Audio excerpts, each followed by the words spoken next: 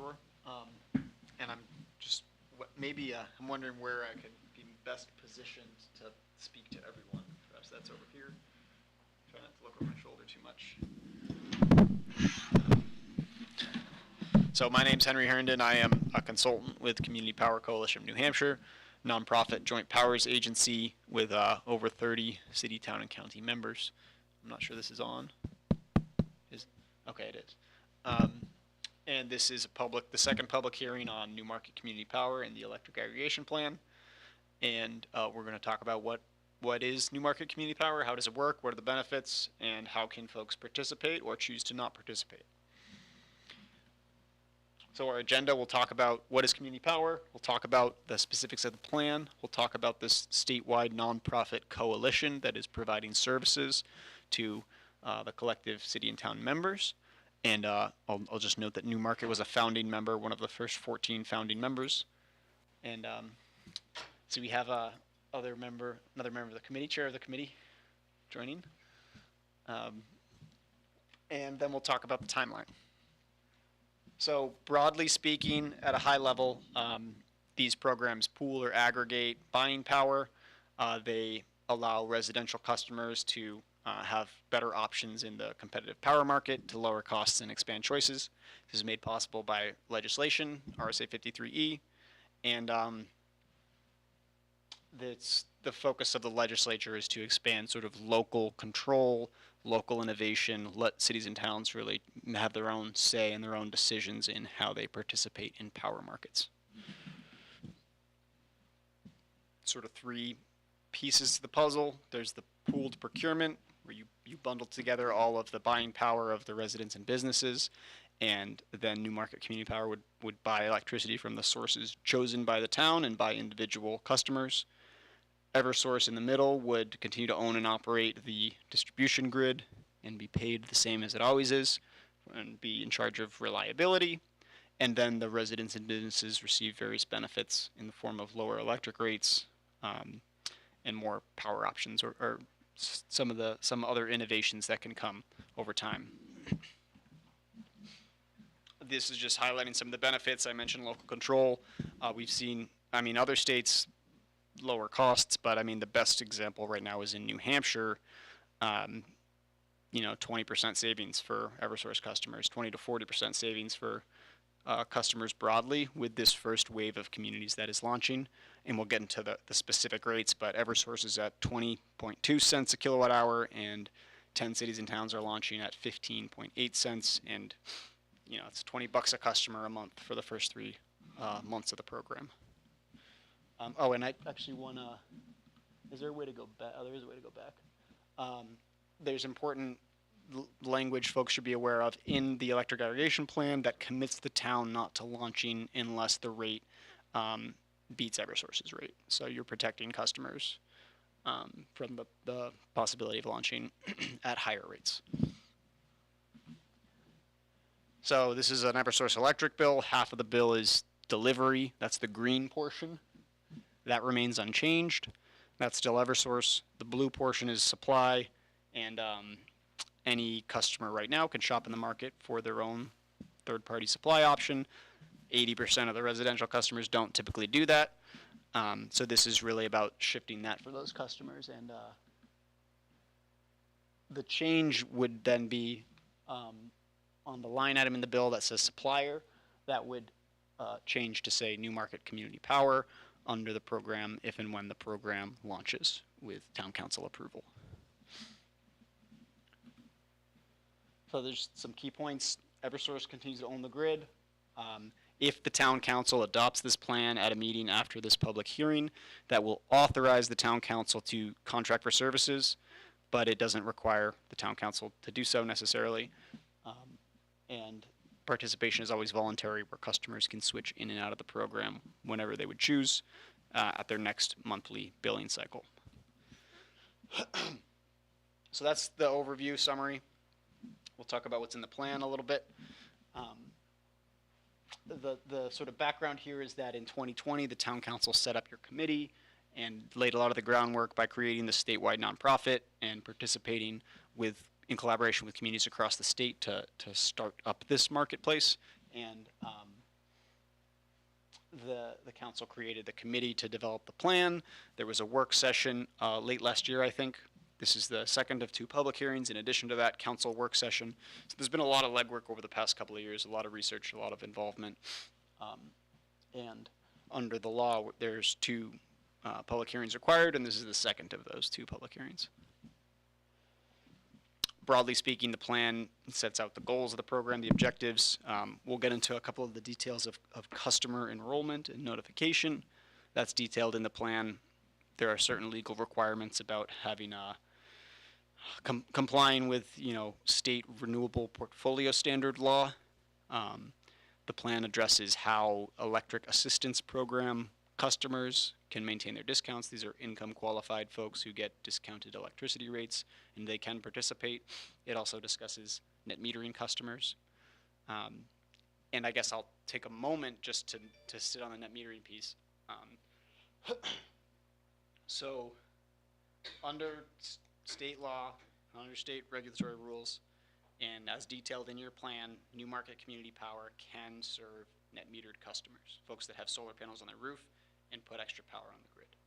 And Newmarket Community Power, under state law and rule, can credit those customers for the extra power they sell into the grid and basically buy some small portion of your power from those customers. As these 10 communities are launching across the state, they are not actually serving net metered customers because the utility companies have not shared the data required to properly credit the excess power that comes from those customers. So there is a process ongoing at the state level to ensure that the utility companies comply with the state law and rule so that those net metered customers can participate in community power as is intended by the state. That process has not yet resolved. We anticipate it will resolve soon. I can't say when. The point is the plans and the law and everything up until this point has fully expected and intended to serve net metered customers. We can't quite do that for technical reasons right now, but that will be resolved with time. No, please do. How will it work for folks enrolled in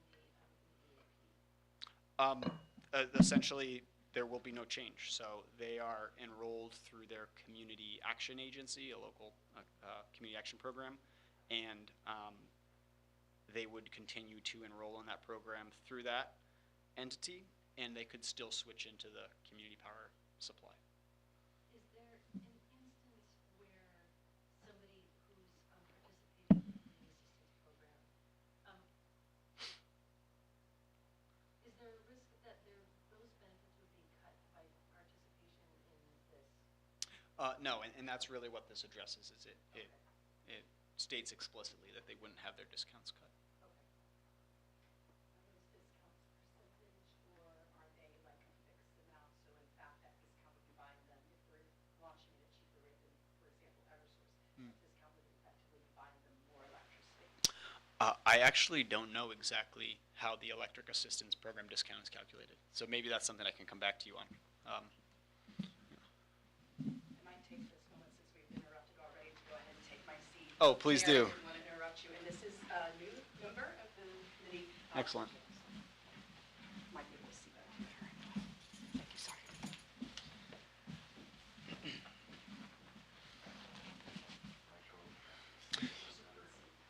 So just 2 final points on this slide. There is no, or I guess 1 final point. This plan does not impose any tax liability on the town or on the general fund of the town. These programs are funded through the payment for electricity supply on the electric bill. And that's the entirety of their funding, and you can't use taxpayer funds to pay for them. This is just outlining the different chapters. And there's considerable educational information in the attachments that folks are invited to read. State law, how net metering works, how utilities buy power, various aspects of the power market, how we ensure customer data protection. That's all thoroughly detailed in the appendices of the plan, and that's available for public viewing. So customer notification. Again, if and when Newmarket were to launch, which wouldn't likely be until the next calendar year, when you get to that point, and I'm sorry, I have just as of very recently, I've got some slides with photos of the enrollment mailers that every electric account in, say, Exeter received. I don't have those in this slide, but what will happen is every electric account in the town of Newmarket will receive a letter 30 days in advance of the program enrollment that will say, your logo, Newmarket Community Power, welcome to Newmarket Community Power, here's our rates, here's how they compare to Eversource rates, here's how much savings you can expect, and here's all the details of the program. Go to this website if you want to opt out or choose a green product. You can call this customer service line, our customer service call center and our customer service representatives. That's all up and running and processing customer enrollments right now for those 10 communities. About 70,000 mailers went out a couple of weeks ago to those first communities. So a similar thing would occur for Newmarket. And if the customer already shops for third-party supply, they're not switched, they get the letter, it tells them, don't worry, you stay with your provider, but you can opt in if you want. And again, customers can switch out at any time if they would choose to. So this is the rates that current communities are receiving, or will begin to receive when enrollment starts on April 23rd or 27th, depending on the town. But essentially in 10 cities and towns across the state, starting the last week of April, customers will be enrolled into Community Power. And on the left, you can see the Eversource rate, 20.2 cents a kilowatt hour. That's compared to the 15.8 cent Coalition Granite Basic rate. And the savings relative to the different utility rates are shown there, 22% for Eversource. So just for the town of Exeter, a close neighbor, that's $1.2 million in the first 3 months of program operation across all customers in Exeter, across the 7,700 customers. And so considerable savings. That's, I think, approximately $50 a customer. And that's, again, Unitil has, 26 cent rate, so considerably higher, but across all of the utility companies, it's $20 to $50 a month for that first 3 month period.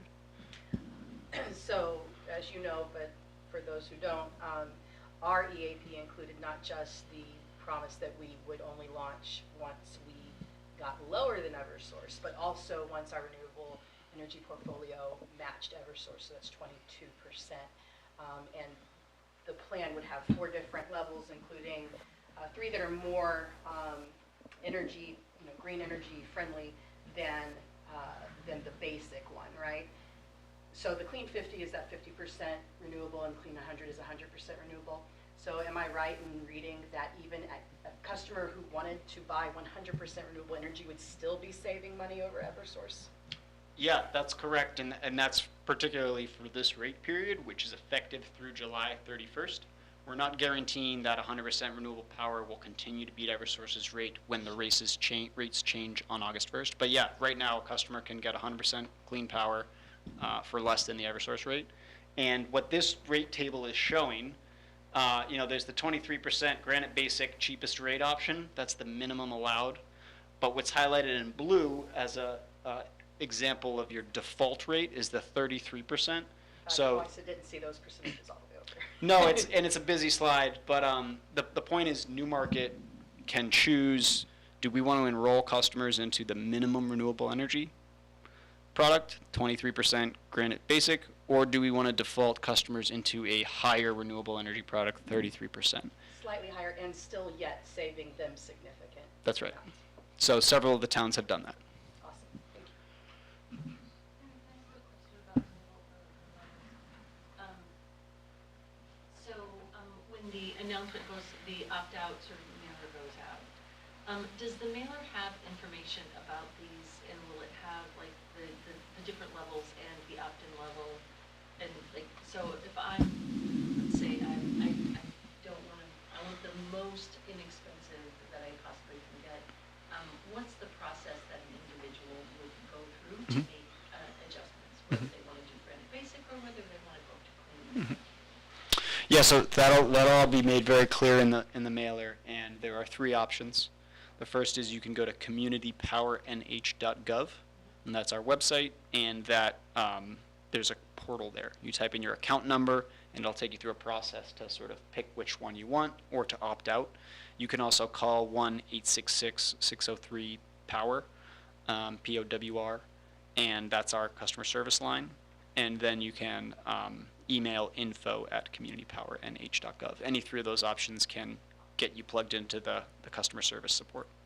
Okay, so I can go to the website, I can give y'all a call, or I can send y'all an email, and any one of those will get me into the system so that I can select whatever level makes sense if I don't want to go with whatever the default is. That's right. Got it. And you can do that at any time during the 30-day enrollment period prior to being enrolled, and at any time thereafter. And that change will become effective at your next monthly billing cycle, which is the date the utility reads your meter once a month. So the coalition, this is the statewide nonprofit power agency. It's been around for 16 or 18 months-ish, and it's been through its startup phase over the past year and a half and is currently launching. And those 10 communities, plus perhaps Portsmouth. Actually, Portsmouth authorized power procurement today, so Portsmouth is going to give its 45-day notice to the utilities on Friday, and will enroll customers 45 days from Friday.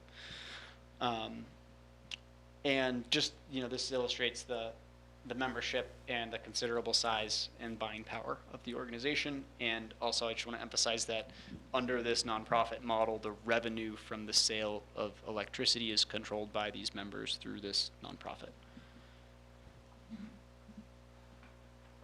And this is illustrating that piece. So on the left, we see the bill sort of just illustratively divided into gray Eversource delivery charge and blue Newmarket community power supply charge. And that blue component is now shown in the bar chart. And this is just illustrating that the vast majority of the supply charge pays for electricity in blue, energy-related charges.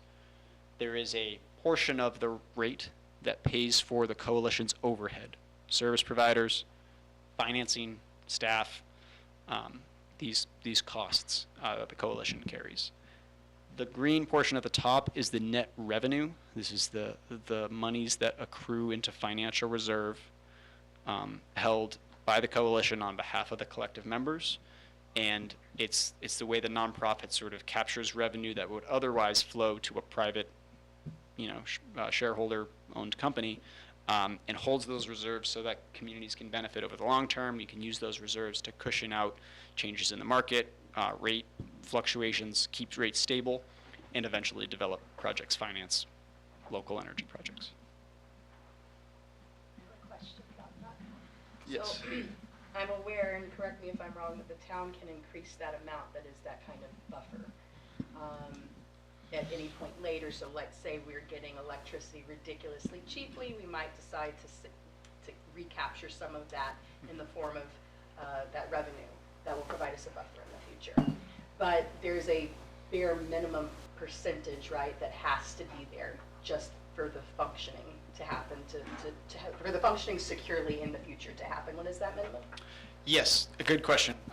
So there are two categories of reserve. There is a joint reserve, which Newmarket can't withdraw from. All the members pay into that reserve. There are certain reserve targets, and those are tracked so we know what portion are associated with each member, but they're not. You can't withdraw them. Then there's a separate category that you're referring to as the discretionary reserve. So, say that the charge is 16.2 cents. The town of Newmarket could elect to charge 16.3 cents, and that 1.1 cent extra charge would accrue to a Newmarket discretionary reserve fund for the town to use. And is that simply withdrawable, like we could use it for as any sort of, it's revenue to the town and we can use it, or is it specific to the community power? Has to be used in the community power? It is the former, but I will just sort of caveat this by saying this is written into our financial reserve policy. It is not something that we have a mechanism for doing right now. We haven't even, we're going to receive the first revenues in June, and we're not planning on having towns have discretionary reserves for the first couple of months. but it is written into the policy, and it is something that we're planning for in like the, a year or 2 years out from launch. So yeah, No, and I'm not suggesting that like, oh, yay, we're all gonna get, the town's gonna get rich here, or But no, anything crazy like that. Essentially, they are unrestricted discretionary reserves for the sole use of the town as the town would choose. But it's interesting that we're creating a mechanism by which in 10 or 20 or 30 years, when green energy is ridiculously, we're hoping, the trajectory is green energy is getting cheaper and cheaper all the time, it gets super cheap, that this could actually be a source of revenue that could potentially reduce property taxes in the town, or something like that. That's an interesting mechanism that we have here, and I'm just thinking very long-term about the possibilities. I'm not suggesting that that's what we're definitely going to be doing. So every 6 months, I believe, Community Power goes out and renegotiates their contracts. Is that true? In part yes, in part no. Every 6 months, the coalition will reset its electricity rate that it charges to customers on the cycle that the utilities change their rates, so we can be sure we maintain a discount. On August 1st, Eversource's rate is going to change, and if the market stays like it is now, it's going to come down considerably. So we will also adjust our rate, and we'll maintain a discount to the utility. That's actually separate from when we purchase power. We purchase power, we can whenever we choose. So we watch the market, and it could be month to month. There's a dip in the market, we buy some power here, we buy some power there. And that's sort of the management of the portfolio. And it's related to, but it is separate from the rate change. Does that answer your question? So in a nutshell, you can buy electricity, or contract for electricity at any point in time. However, you're only resetting your rates every 6 months. And 3 months prior to that, you could have gone out and gotten a very cheap thing. And so when you come to the 6 month time, you can change your rates even lower. Or you purchase energy at a high cost, but six months later or 3 months later, you raise your rates to go along with what you've purchased, right? That's right. If the towns have discretionary, or say they add a percentage to the bills, can they change every 6 months with community power rates? That is a good question. I believe that the answer is the discretionary reserve adder is a fixed price per kilowatt hour that is tacked on to whatever the prevailing rate is. So it's not like the dollar value of the adder would change with the rates. It's the rate would be 10 cents this 6 month period, 15 cents that month period, and the reserve adder would be the same price regardless of the underlying rate. How often can they change? Could the town change its rates? That is detailed in the member services contract, and that's to the discretion of the town with approval from CPC&H's chief executive officer. So what I was thinking is if the rates were to, Newmarket were to add 2 cents a kilowatt hour, and the rates were to go up 2 cents, Newmarket could potentially say, okay, well, we'll stop taking ours to keep the rate the same. That's right. Okay, but you're saying that we would need to get approval to do that in Sarah. I would have to review the financial reserve policy and the rates policy, but yes, I believe that it is to the discretion of the town as advised by and with the approval of the CPC&H chief executive officer. And that individual is actually starting May 22nd, so we're very excited about it. Okay. There's a Okay, you know what, I'm gonna.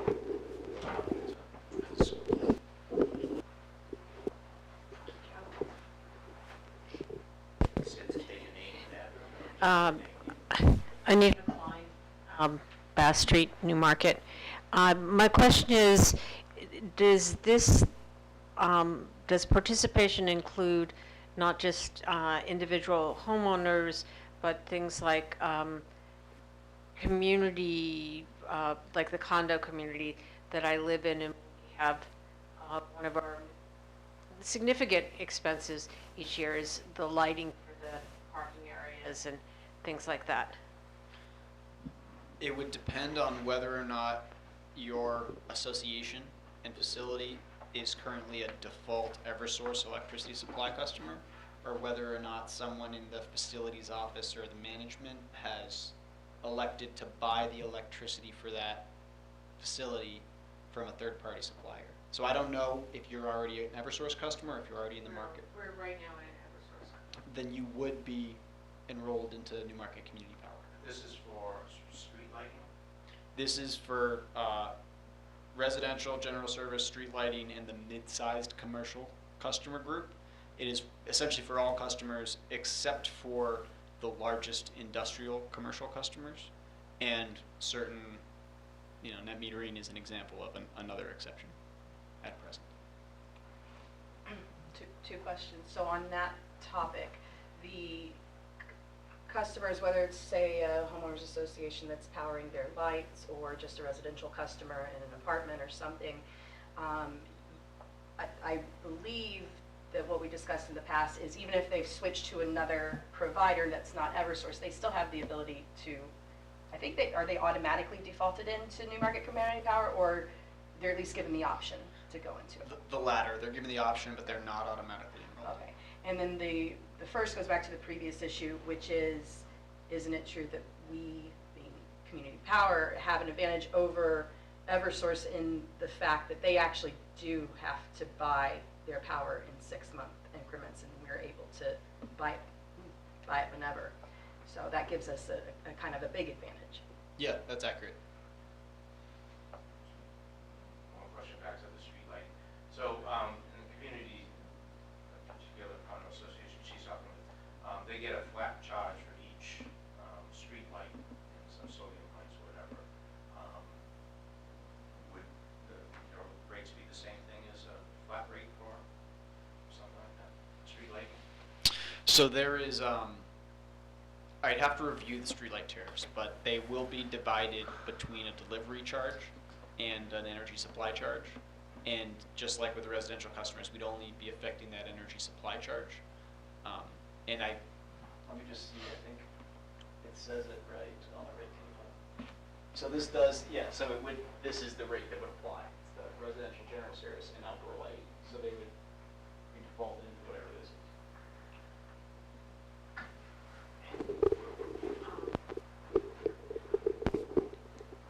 For the issue that Joe just brought up, in fact, the charges that Eversource makes for, or charges us for our street lighting is based on a calculation of how many kilowatt hours a particular type of bulb uses and how long that light bulb is on at different times of the year. So we are still paying,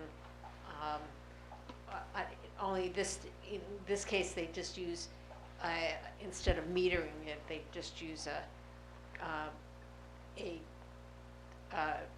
algebraic equation to say that's how much money how much power we've used per light. Right.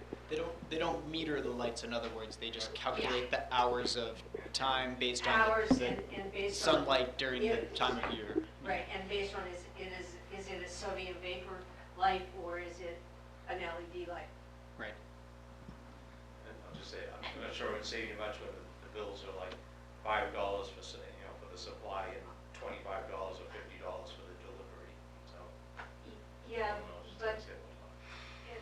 it might save us a little bit. We still don't know what we still haven't gotten rid of the rest of the sodium lights. So this slide is just showing your timeline. So the town council, the committee has done a lot of work. They formed a committee, they've done their research, developed a plan, held the work session, had the 2 public hearings. The next step would be for this plan to come before the town council for a vote of adoption. And after that, the town council would be authorized to contract for services, and you can contract with the Community Power Coalition of New Hampshire to provide those services, or another party if you would choose to. And again, a typically advantageous time to bring a program online is in the spring, is essentially like try to enroll customers around April 1st. So we're looking, there's a group of communities that 7 or 8 or so that just went to town meeting that are in a similar place to Newmarket. you have to actually submit this plan to the state will review and approve it. There are a couple of processes to, do your contracting and to get certain data from utility companies. And that will all play out over the fall in preparation for mailing customers in February, March, and enrolling customers in the April timeframe is one likely option, or one likely financially advantageous option.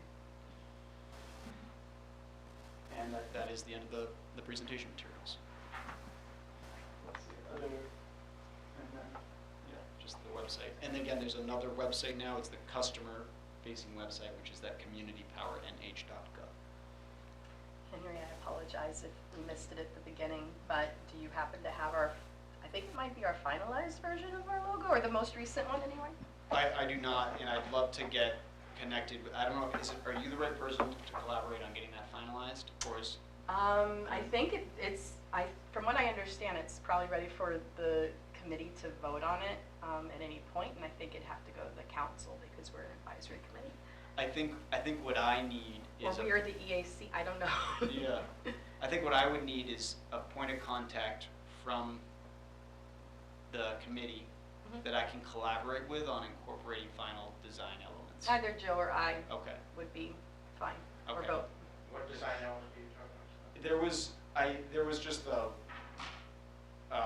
there was some, I guess, incomplete information on what the direction we wanted to go with the final logo was, and in sort of the rush of launching all these other communities No, we got it, it's done. Yeah, I think we feel Okay. confident about it, because the last one had some weird little additions that didn't match our skyline at all. So there is you And those have were taken care approved of. a more recent version then. Okay. I don't think we I did. mean, when I look at your seal and I'm sort of like, wow, should we just replicate that? Exactly. Well, you all did, is the thing, essentially, in a stylized way that was consistent with the other towns' logos. Okay. And then there's a lovely, for those of you who haven't seen it, there's a lovely energy bulb in the wake of the boat. So, but it's actually, I think everybody liked it, and Sarah, who's left us down with her term ending, was kind of like the big graphical person who was really giving the Gotcha. in-depth stuff, but she gave her approval of the last version, and Okay. everybody who bothered to responded in the positive. And just, sorry to look around this, but do you know that if she was in the web portal, the 99 Designs, communicating with the designer directly, or is? No, I did. I You did took that. the last thing that you sent us, and Sarah made some suggestions to make some changes to get rid of the cross and the dome. I did that. Okay. I sent it up, and I'm the one that put New Hampshire together as one word. Okay, so, Is there some urgency for us to get that to you? no, this is really for public education, and really it's for the mailers. Oh, So right, so, we have but, some time. oh, yes, time, It's okay. good to Because have. I would think it still does need to be approved by the town council, because it's representing the town, and they do have control over those The images, I town would sort think. of already approved it. Oh, they have? Well, We the made some, town council did authorize, while we are an advisory board, when we have our EE hat on, we are the EAC as well. And so I think under the EAC, we can approve that, but I'm not sure. But there's no rush. And I think everybody's pretty much on the same page with it. I just kind of was proud of it and wanted people to see I it. know, it is an exciting thing, so we want to get that finished as soon as we can. We had actually spoken about it, it's obviously too late for this Earth Day, but giving away like, reusable grocery bags with the logo on it and things like that, so. Next year. Next year, I think, will be perfect time. Thank you, and it doesn't rise, I don't think, this isn't a policy or anything that needs to be approved by the town council, I think it's just working with Steve. And if it doesn't, and it's a. For the and logo. it's something- Yeah, something that is a logo needs to actually be a logo of every town council. It's nice seeing you. I had sent it to Tony and Steve, and I said, is this okay? And they said, fine. Do you have any idea when, so what's the issue with the solar? Why has this become an issue? Do you know? I can say what I know. For community power to properly credit customers, we need to know how much net export they have. That if a customer's array generates 600 kilowatt hours and the house consumes 500 kilowatt hours that month, then there is a net export of 100 kilowatt hours. Mm-hmm. The utility company just needs to tell us that number on a monthly basis, and then we can properly account for that excess power, and Which they're legally required to do. which they're legally required to do. And we've had a and, historical I mean, problem getting those I'll numbers. give you the utility say Peter had the line same on this problem. Well, that's is, what we're saying. we can't do it in our current billing system. There's a cost to allow our billing system to do that, and so we're gonna ask for a waiver from the state to allow us to not give you that data, because we would have to do certain work that would incur a cost to obtain that data and share it. That's the utility position. And Just do you get know- your app, it's fine. Like, It's- we'll just send It's you- fairly we'll just send you the straightforward, login. yeah. It should be an easy, simple thing. Do you anticipate there would be a different rate than the current rate that Eversource is paying? So no, we anticipate crediting customers at our supply rate. I mean, it depends on if you're net metering, no, actually it doesn't. We anticipate crediting customers at the Current. energy supply rate, The rate that Eversource is doing? at our energy supply rate. Oh, So so if they're buying at 16 15. cents? That's right. So that's like twice what that's why they, I mean, Yeah. I don't know, but they're making a lot of money off of what they're paying. Well, it depends because on how much over the course of a year is imported or exported, because they're paying that higher rate to Eversource when they're taking power from Eversource, Mm-hmm. and then they're getting paid, yeah, so if there is perhaps a calculation there for those customers. Oh, well, I mean, yeah, it's significantly different than what it is in other states just around us. So like Vermont pays about 16 cents a kilowatt if you're exporting, and we get 7 cents. So it's a big difference in other states. So Right. I think that could have something to do with why Eversource is so hesitant to give out this information, because they're making a lot of money. But once a customer switches over to community power, it's not like Eversource is continuing, Eversource isn't still buying back their energy, right? No, they credit for the delivery part, so they, there's the two halves of the bill, and you get some net metering credit for the delivery part, and you get another net metering credit for the supply part. We would credit for the supply, Eversource would still credit for the delivery. Right, but let's say a customer switched over to us and Eversource isn't telling us how much net energy is going in and out of that house, so we're essentially unable to give them their credit for that portion, the Right. supply portion.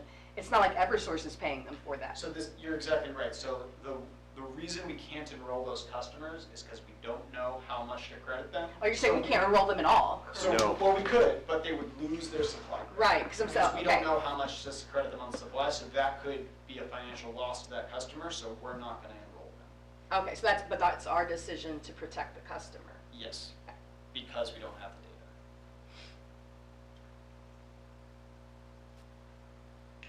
the data. But our default is to, whenever we do have net metering, is to buy back the energy at the same rate that we're selling it.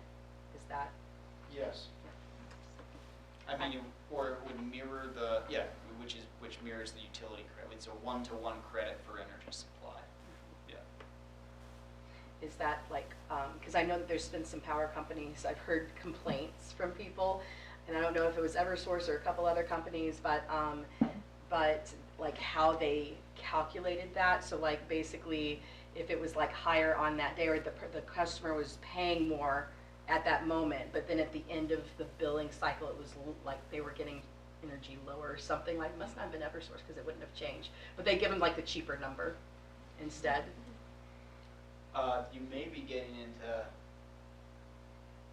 I'm not sure, I mean, when rates change. I'm probably saying it wrong. Related. Yeah, I guess Just I'm like not a year sure. ago or more. Yeah. Okay.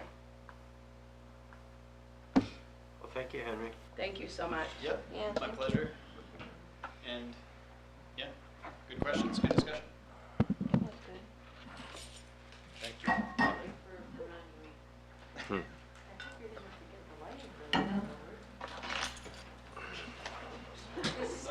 This has been, Joe and I have been doing this as a side project for almost a year now. So we first looked into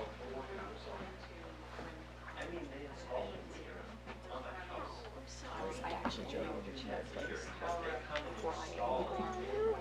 I was like, well, she's either at work, in which case I won't see her car, or she's like, just isn't looking at her phone.